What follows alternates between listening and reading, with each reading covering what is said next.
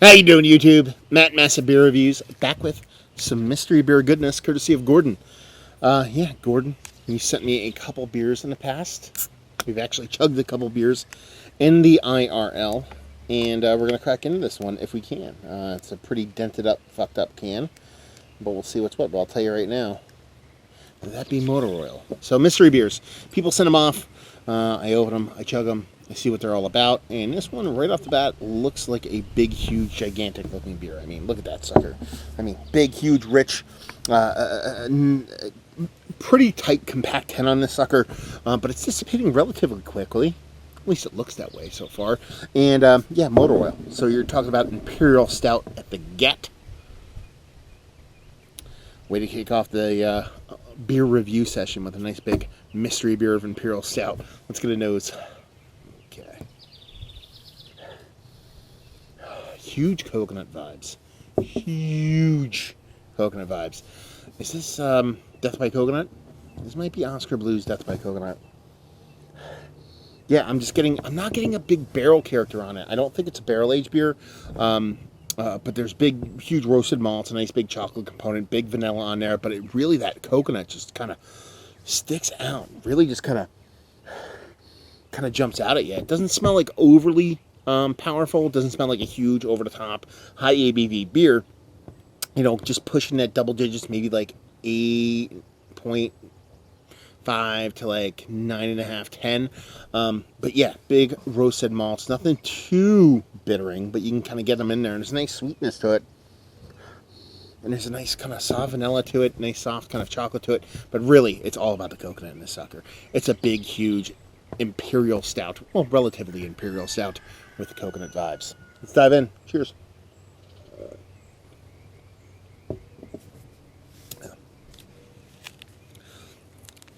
It has to be Death by Coconut. I'm just going to open it right now because that's what it has to be. So there you go. There's a little bit of a tinny character, a little bit of that kind of metallic astringency I talk about with these kind of darker beers from time to time. But that's pretty much that. Ooh, it's not Death by Coconut.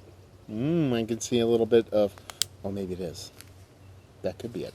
But yeah, jumping a gun here maybe a little bit. I don't know.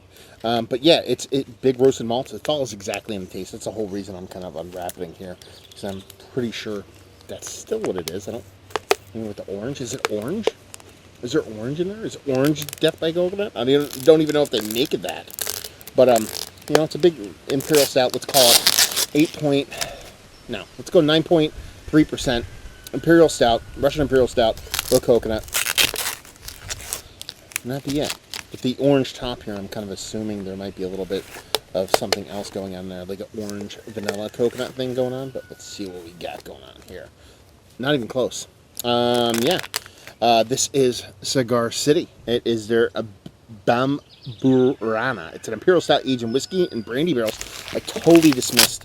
And this is, we'll talk about this in a sec, but I totally dismissed the barrel aging because I dialed into that coconut thing so quickly. And brandy barrels with figs, dates, and amberama wood spirals. So there's no coconut in this whatsoever. Really? This is a really good beer, though. I thought it was going to be like a dick swing thing. I was like, yeah, this is Death by Coconut. But it was not. And I actually didn't think there was barrel aging on it. I thought it was just a big, robust beer that didn't have much kind of a whiskey components going on. Man, there's a couple mystery beers I've kind of whiffed a couple in a row here, so kind of nervous about this. Maybe I'm kind of losing my swagger. But yeah, they talk about Imperial Stout aged in whiskey and brandy barrels. Fine, that works for me. I'm not getting a huge kind of overt kind of wood character to it. There's a little bit of dryness to it, but you're also talking about a wood-based beer outside of the barrel, so yeah, it is what it is. Now you're talking about figs and dates and some kind of unique wood. There's so much coconut in that. I assume that's the barrels at play. If that's the case, then good on you guys for bringing that much coconut out of a barrel.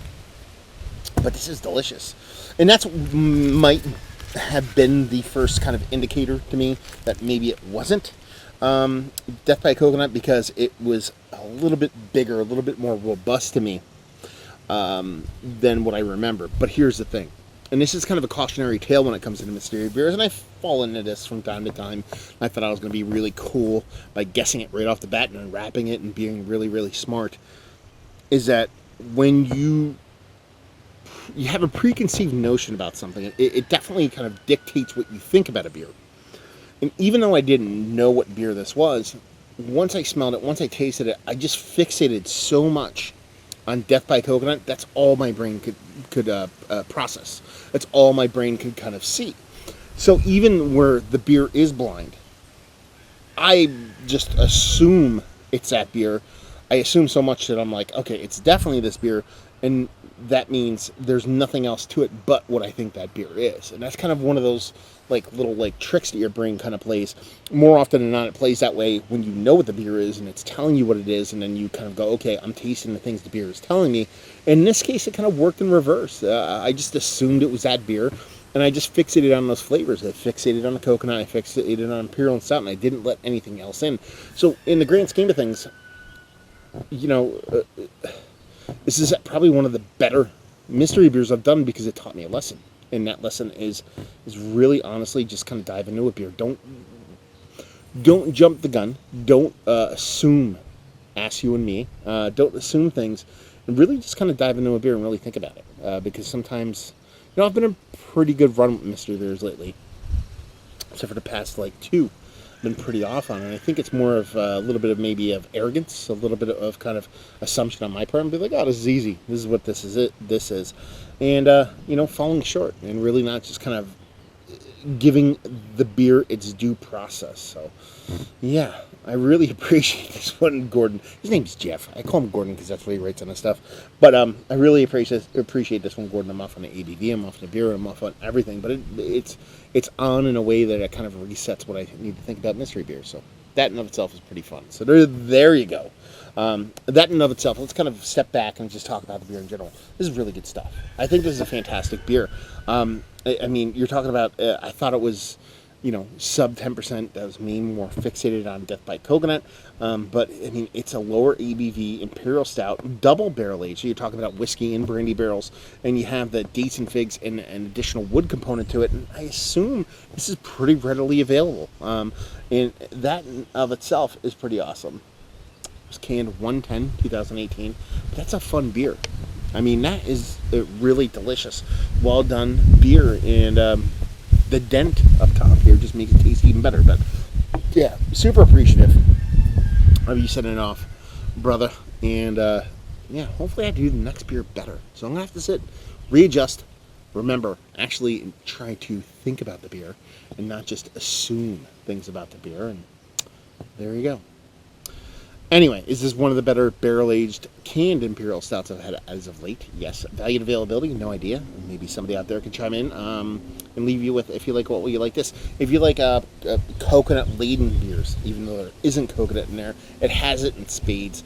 And you like that rich kind of sweetness that comes with those dates and figs. Might be leaning a little bit towards that way because of the coconutty vibes might be coming from that sweet, fruity vibes. But if you like your Imperial Stouts to be more of a rich kind of, I guess you would say, kind of Belgian vibe, kind of fruitiness, but at the same time being chuggable and drinkable at a high ABV package, it's going to do you proper. So there you go. Another mystery beer in the books. Hopefully you guys enjoyed it. I know I learned something, which is pretty fantastic. Hopefully you guys tune in for the next one. If you want to kind of reach out about mystery beers and contribute, you're more than welcome. MassiveBeers@gmail.com. Otherwise, social media, Beer Massive, Massive Beers. Hopefully you guys enjoyed your mystery beer. Hopefully you're enjoying a better mystery beer, or at least result than this one. And hopefully see you next time. Cheers.